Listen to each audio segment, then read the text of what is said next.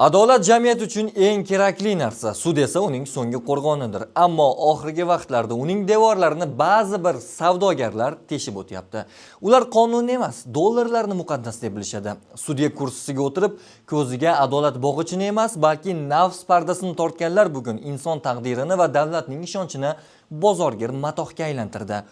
Bugun adolat posbonlari uning qotiliga aylanyapti. Sudya bolg'asining har bir zarbasi qonuniy va haqqoniy hukm oldidan yangrash kerak aslida. Bu bolg'a pora evaziga sotiluvchi qarorlarni e'lon qilishda urilsa, yengilgina bo'lgan bu oddiy zarba insonlarning davlatga bo'lgan ishonchini parchalashi shubhasiz. Minglab, hatto 10 minglab dollarlar haqida gap ketar ekan, bugun biz sud zallarida qabul qilinayotgan qarorlar ortida kim haq degan savollarga emas, kimning puli ko'p degan shafqatsiz haqiqatga to'qnash kelyapmiz. Ammo adolatni oq qilib yuborganlar bugun qonun oldida qora bo'lib turibdi. Ularning bir nechtasini hozir ko'rib chiqamiz.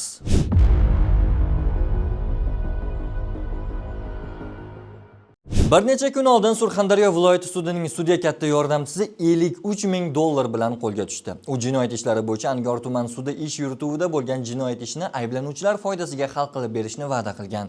Qayta baholash to'g'risidagi sud ajrimini chiqarish orqali 2 nafar sudlanuvchiga nisbatan aniqlangan 6,3 milliard so'mlik zarar miqdorini kamaytirib, ularga ozodlikdan mahrum etish bilan bog'liq bo'lmagan jazo tayinlatish va dastlabki tergov davrida qo'llanilgan qamoq ehtiyot chorasini bekor qildirishni va'da bergan. Evaziga sudlanuvchining qarindoshidan 53 ming AQSh dollari olgan vaqtida Davlat xavfsizlik xizmati va prokuratura organlari xodimlari tomonidan uning noqonuniy harakatiga chek qo'yilgan. Albatta bu juda yomon indikator. Sababi birinchidan summa nihoyatda katta, ikkinchidan o'sha sud yordamchisining vakolatiga kirmaydi va jinoyatda qanaqadir jamoatchiga ko'rinmayotgan zanjiri bor. Ya'ni uni orqasida sud rahbarlari turibdi. Chunki odamlar ham nima deydi, sodda emas, anoyi emas, 50 ming dollar pulni masalan bitta yordamchini qo'liga tutqazib yubormaydi. Ya'ni u yerda qanaqadir nimalar bor. Endi albatta buni tergov jarayonlari ko'rsatadi. Afsuski, tergov jarayonlarini keyingi o'sha halqani keyingi zanjirlari bilan bog'liq narsalar jamoatchilikdan yashiriladi. Shuning uchun agar mana Oliy sud rahbariyati yoki sudyalar oliy kengashi bu narsalar shaffof yo'lga qo'yib, masalan, keyin oqibatlari nima bo'ldi, kimga borib taqaldi, sudlar ochiq qilib bu narsalar jamoatchilikka ko'rsatsa, ularga nisbatan o'sha ishonch yana ham ortadi. Sirdaryo viloyat sudining iqtisodiy ishlar bo'yicha sudyasi esa 3600 dollar bilan qo'lga tushgan. U o'z ish yurituvidagi iqtisodiy ishni kassatsiya instansiyasida Guliston shahrida faoliyat yurituvchi MCJ foydasiga hal qilib berishni va'da qilgan va pullarni qabul qilib olgan. Huquqni muhofaza qiluvchi organ xodimlari tomonidan o'tkazilgan tezkor tadbirda sudya ashyoviy dalil bilan ushlangan. Keyingi adolatni ta'minlash kerak bo'lgan shaxs odillikni oq qilib yuborgan vaziyat esa Samarqand viloyatining Pastdarg'om tumanida kuzatilgan. Mazkur tuman sudining 2022-yildagi hal qiluv qaroriga asosan 1989-yilda tug'ilgan ayolning 4 yoshli farzandi voyaga yetguniga qadar sobiq eridan aliment undirish belgilangan. Ammo ota ushbu qarorni qayta ko'rib chiqish to'g'risida sudga murojaat qilgan. Sudya esa buni o'zi uchun zo'r imkoniyat deb baholagan va foydalanmoqchi bo'lgan. O'z ish yurituviga kelib tushgan ushbu arizaga asosan joriy yilning 27-fevral kuni sudning 2022-yildagi hal qiluv qarorini bekor qilib, ishni mazmunan qayta ko'rishni 11-mart kuniga tayinlagan. Shuningdek, u ishni da'vogarning foydasiga ijobiy hal etib berishni va'da qilgan. Vijdonni qarang, bu adolati evaziga undan 300 AQSh dollar talab qilgan. Ha, 300. Yolg'iz ona 4 yoshli bolaning ijtimoiy holatiga ta'sir ko'rsatadigan jinoyatini u shunday narxlagan. O'tkazilgan tezkor tadbirda Xotamtoy sudya ashyoviy dalillar bilan ushlangan. Qaror ishlarim uchun Chasiradagi ularda hukm qoldiqlari mavjud. Shimlarning o'ng tarafida ham hukm qoldiqlari mavjud. Ko'rdinglar? Sanab o'tdim-man 1 2 300. 3 ko'rdan bo'lib 300 AQSh dollari. Pullarimiz, qora so'zlari, yozuvlari mavjud. Sudyalarning pora bilan qo'lga tushishi deyarli har yili kuzatiladigan holatga aylanib qoldi afsuski. Masalan, 2025-yilning oktyabr oyida Andijon viloyati jinoyat ishlari bo'yicha Xonobod shahar sudi sobiq raisi Yunusjon Egamberdiyev firibgarlik va pora berish jinoyatida ayblanib 10,5 yilga ozodlikdan mahrum qilingandi.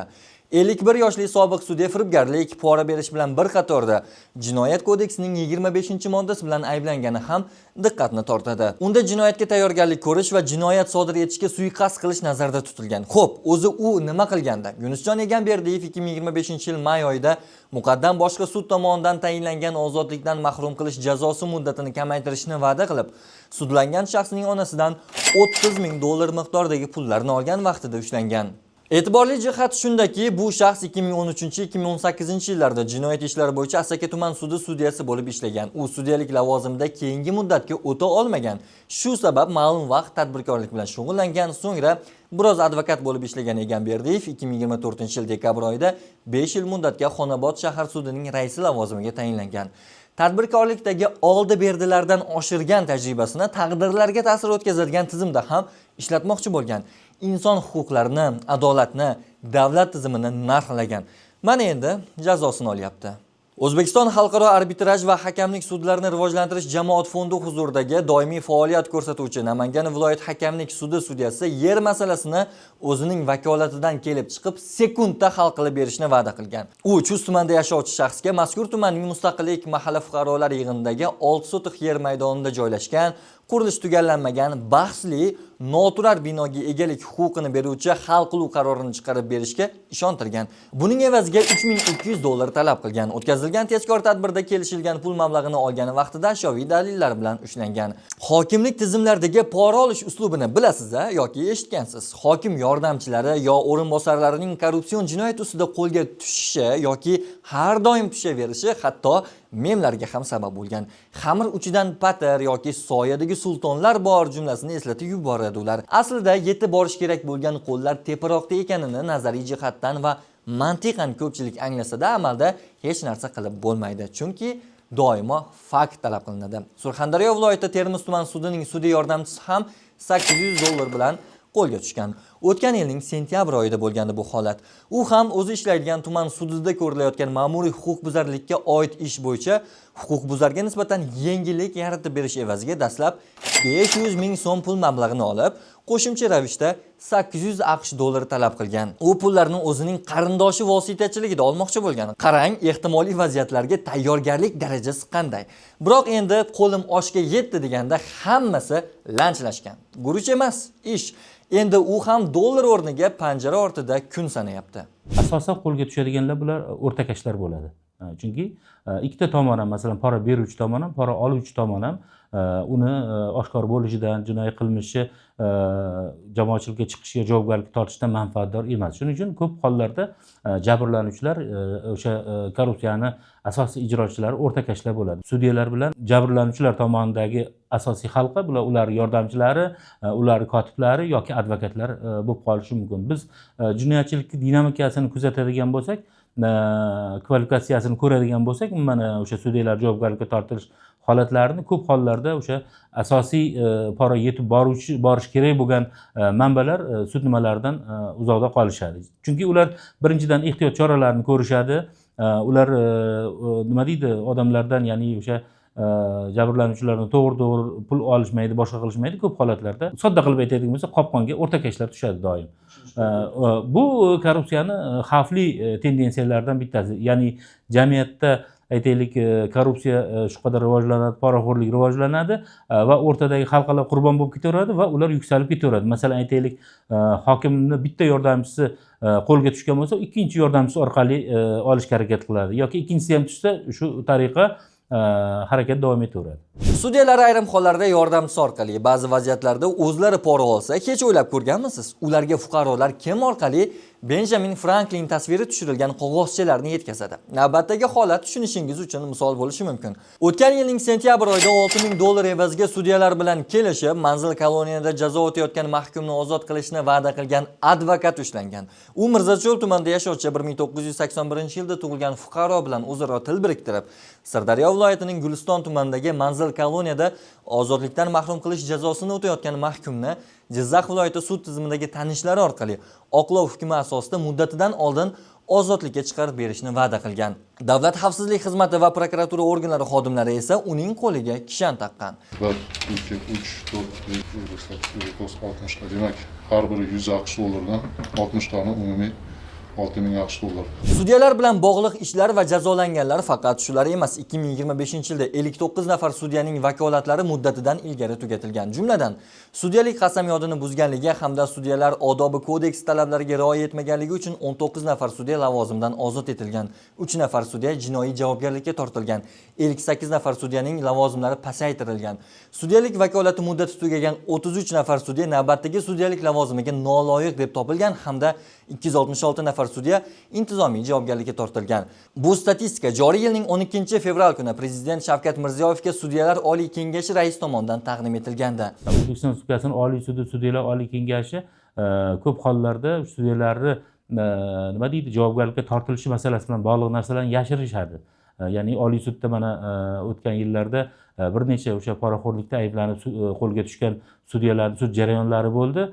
Masalan, bitta bloger yoki bo'lmasa bir jamoatchilik faoli qo'lga tushadigan bo'lsa, uni Ichki ishlar vazirligidan tortib to Oliy sudgacha hammasi do'mbira qilishadi, lekin rasmiylar, kattaroq rasmiylar, umuman davlat hokimiyatini yuqori pog'onadagi rasmiylar tushadigan bo'lsa, afsuski buni yashirishga harakat qilishadi. Ya'ni ular o'zlarining harakatlarini go'yoki shaxsiy sirlar yoki shaxsiy ma'lumotlar bilan bog'lashadi, boshqa qilishadi. Holbuki blogerlarga kelganda yo jamoat faollariga kelganda ular tergov sirlarini hatto ochib tashlashga ham tayyor. Sud tizimidagi korrupsiya nafaqat moddiy manfaatlar, balki sudyalarning yillar davomida ma'muriy bosimga qaramligi hamda kadrlar tayyorlash jarayonidagi yopiqlik sabab ham ommalashgandir ehtimol. Buning achchiq oqibati jamiyatda jazo muqarrar degan tamoyil o'z kuchini yo'qotayotgani bilan ko'rindi. Avvallari bir sudya bir joyga 10 yil muddatga tayinlanardi.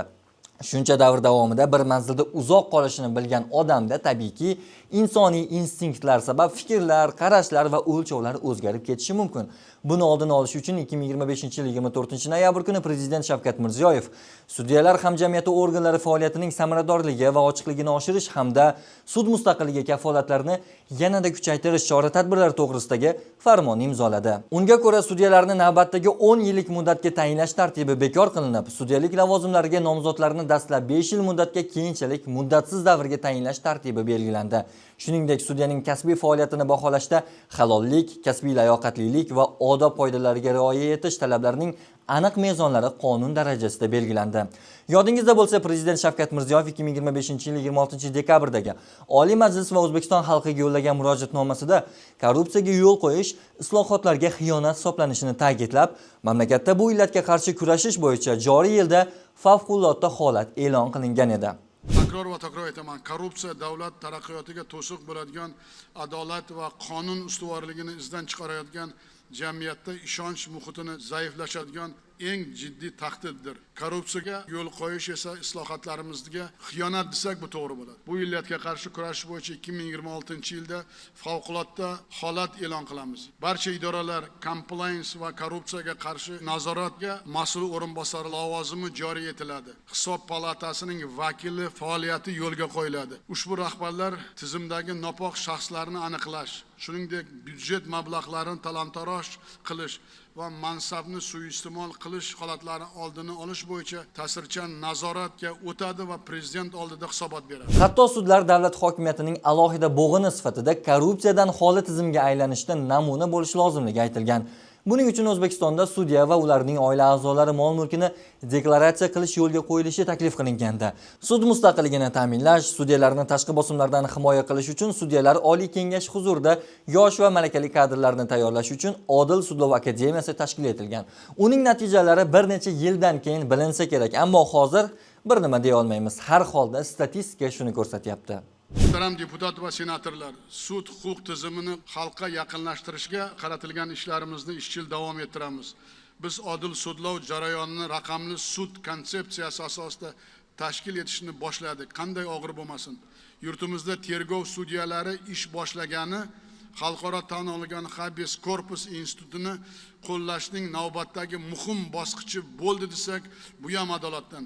2026-yildan tergov sudyalariga sanksiya va majburlov choralarini o'zgartirish hamda bekor qilish vakolatlarini ham beramiz. Bizda ilgari sovet davri deymiz, undan keyin o'sha mustaqil o'sha avtoritarizm davri deymiz va keyinchalik bir sal liberalizmga yondashilayotgan bir davr, 3 ta shartli davrga bo'ladigan bo'lsa, 3 ta shartli davrda ham o'sha sud masalasi muammo bo'lib kelgan. Chunki davlatchilikda o'zida sud tizimi mustaqil emas. Masalan, bir paytlar bo'ldi, o'sha sudyalar hammasi o'sha prezident devon tomonidan tayinlanardi. Keyinchalik hozir aytaylik sudyalar oliy kengashi tomonidan tayyorlanib, masalan aytaylik parlamentda tasdiqlanadigan bo'lganda ham masalan hali hech nima ko'p o'zgargani yo'q. Endi buni korrupsiyani fosh qilinishini sabablari turlicha. Birinchidan ommaviy axborot vositalaridagi erkinlik, ya'ni so'z erkinligi. Ilgari masalan qo'lingizda fakt bo'la turib ham masalan yorita olmasdingiz, lekin hozir masalan axborot tutib bo'lmaydi. Aytaylik masalan xavfsizlik xizmati o'sha Angordagi sud masalasi bo'yicha sud yordamchisini $53,000 bilan qo'lga olgan bo'lsa, hali operatsiya tugamasdan turib уже biz buni eshitganmiz. Ya'ni axborot vositalariga, ijtimoiy tarmoqlarga bu narsa chiqib bo'lgan. Bu ham foydali tomoni, ham o'sha korrupsiya indikatorini ko'rsatadigan tomon. Lekin ikkinchi tomon siz aytayotgan savolga konkret qaytadigan bo'lsak, bu avvaldan bo'lgan bu problema va hozir o'sha turli sabablarga ko'ra bu kattaroq bizga ko'rinyapti va buning uchun biz so'z erkinligiga rahmat deyishimiz kerak bo'ladi. Agar jamiyat demokratlashib boradigan bo'lsa, shaffoflashib boradigan bo'lsa, bu jinoyat turlari, korrupsiyani barcha ko'rinishlari jamoatchilikka yaqqol ko'rinadi va bundan qo'rqish kerak emas. Chunki men doim meditsinaga o'xshataman-da, mana meditsina qancha rivojlansa, kasalliklar shuncha ko'payib boryapti-ku. Xuddi shundayin aytish mumkinki, bu meditsina rivojlanmayotganini bildirmaydi. Ya'ni meditsina rivojlangani sari, ya'ni ochiq so'z, demokratiya, shaffoflik kuchaygani sari korrupsiyani bor bo'yi bilan ko'rsatish imkoniyati paydo bo'ladi. Sud tizimidagi korrupsiya bu shunchaki jinoyat emas, bu davlat organining ichidan chirishidir. Advokat vositachi, yordamchi esa kuryer, sudya bo'lsa tadbirkorga aylangan tizimda adolat yetim qoladi. 10 yillik qamoq jazolari, kishanlar va sharmandaliklar bular nafsning achchiq mevasidir. Toki sudya kursisida o'tirgan shaxs o'zini qonundan ustun, vijdonidan esa cheksiz uzoq deb bilar ekan, bu kabi tezkor tadbirlar davom etaveradi. Ammo xalqning singan ishonchini qaysi jazo bilan tiklab bo'ladi? Video qahramonlari bugun panjara ortida. Kecha boshqalarning taqdirini hal qilishdek mas'uliyatli ish berilgan qo'llarga bugun kishan taqilgan. Bir narsa aniq, pora bilan yopilgan ishning, nohaq chiqarilgan hukmning umri qisqa. $53,000 dan $300 pasaygan narx-navolar aslida sud tizimidagi ayrimlarning nafs darajasini ko'rsatadi. Tizim tozalanishi shart, zero adolat o'lgan joyda davlat ham, millat ham tanazzulga yuz tutadi. Bizni kuzatishda davom eting. Xayr, salomat bo'ling.